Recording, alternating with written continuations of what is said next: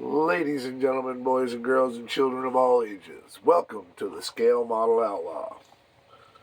Well, first, let me apologize up front for two things.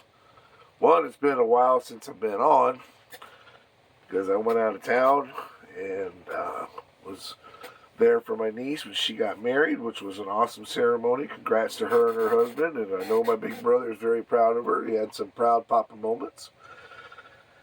And then on my way home, I stopped by a buddy of mine's place in Alabama, and I don't know, but somewhere along the way, if you can't tell by my voice, I managed to pick up a bug, and I got very, very, very sick. I'm getting better now. Like I said, my voice doesn't sound like it, but I am getting better.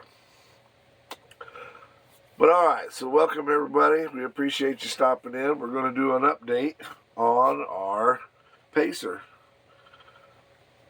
If you look, we've got some gray primer on there. It's actually Surfacer. Mr. Surfacer 500. I brushed this on with a brush, and we'll sand it down and get it smooth. Please excuse me for the coughing and the horrible voice, but I wanted to get this out there for y'all. But it's Mr. Surfacer 500. We'll sand it down. We put it on all of our body work that we've done.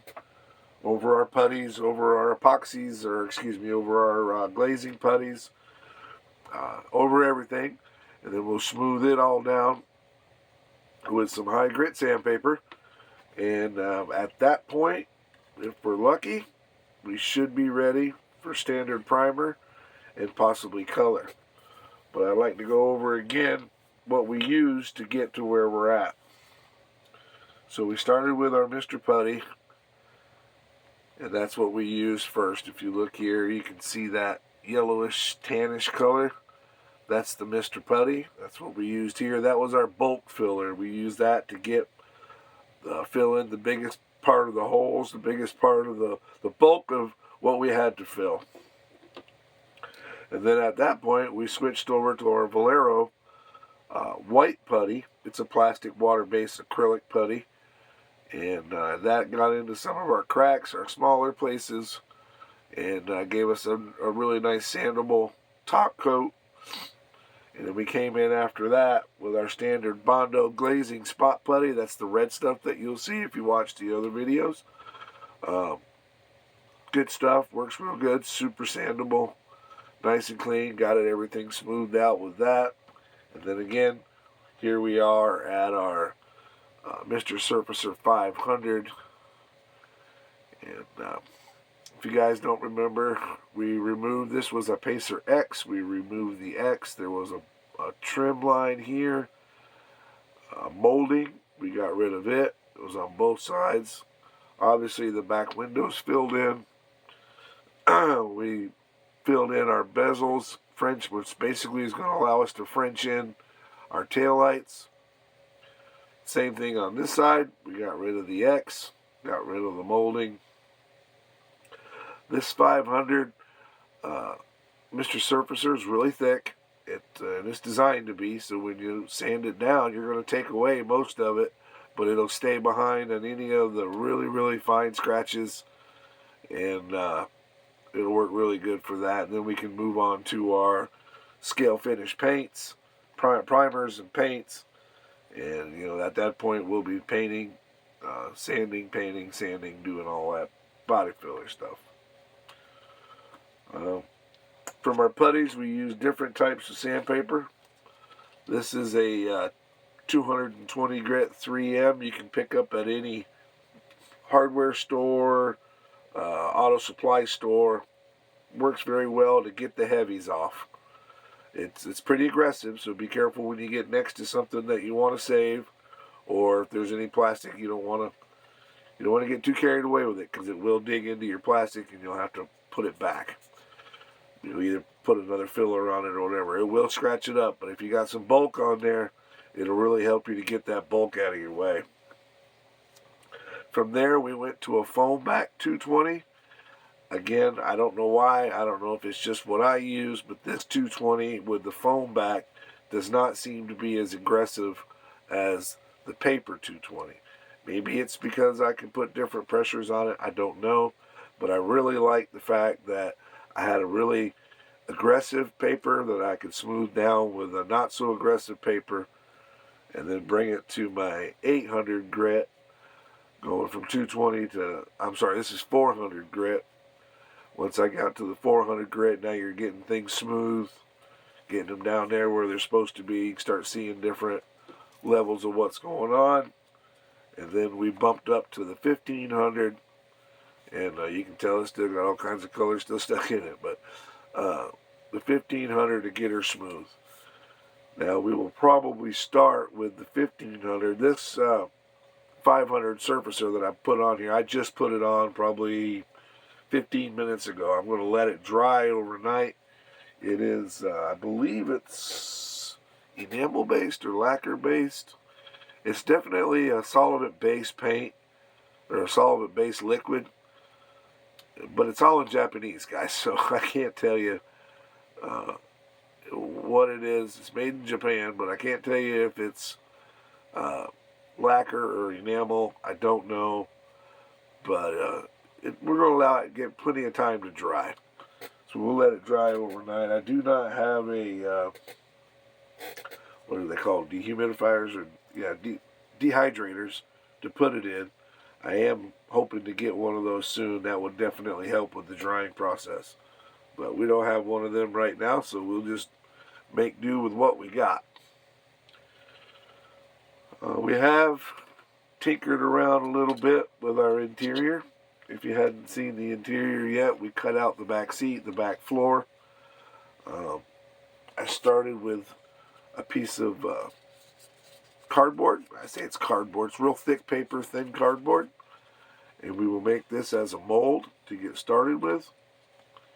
I still need to trim on it just a little bit, but you can see where we're starting to make that come to place. Get that in there where we want it to be.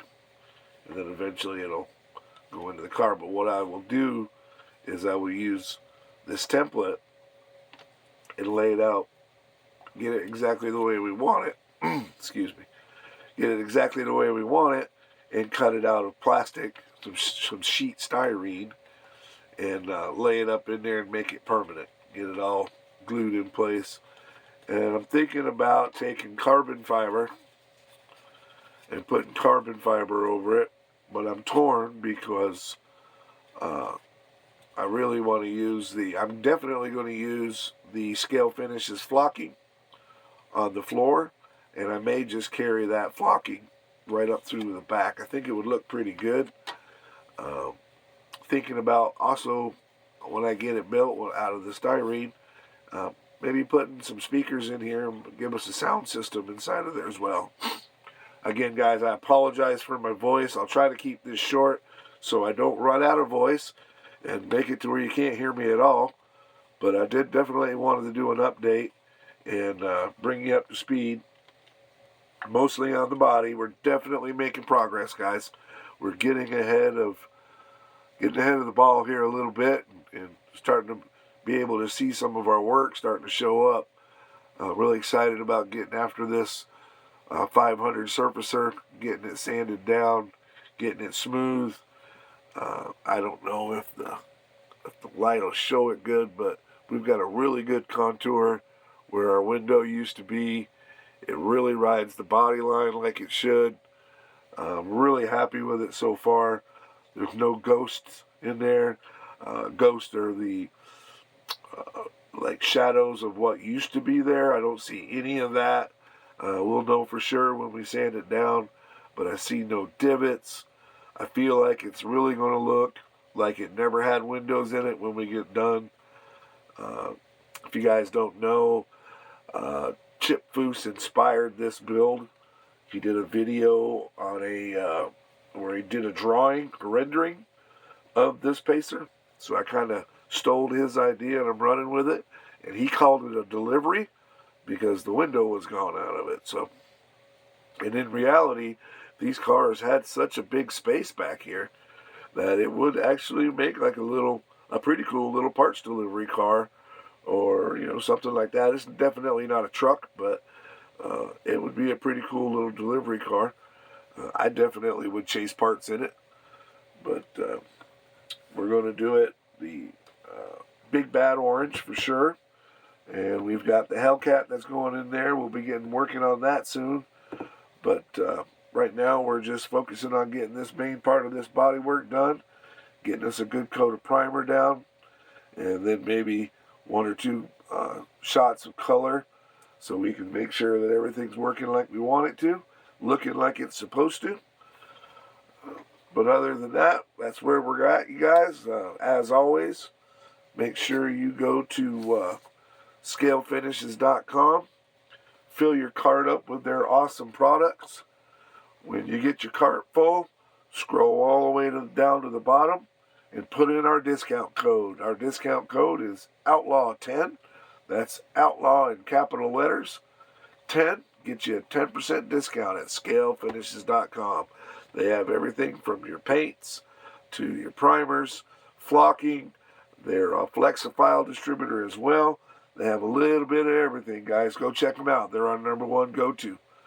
We appreciate you stopping by. If you've enjoyed what you see, please smash that like button, ring that bell, hit the subscribe button, and we appreciate you.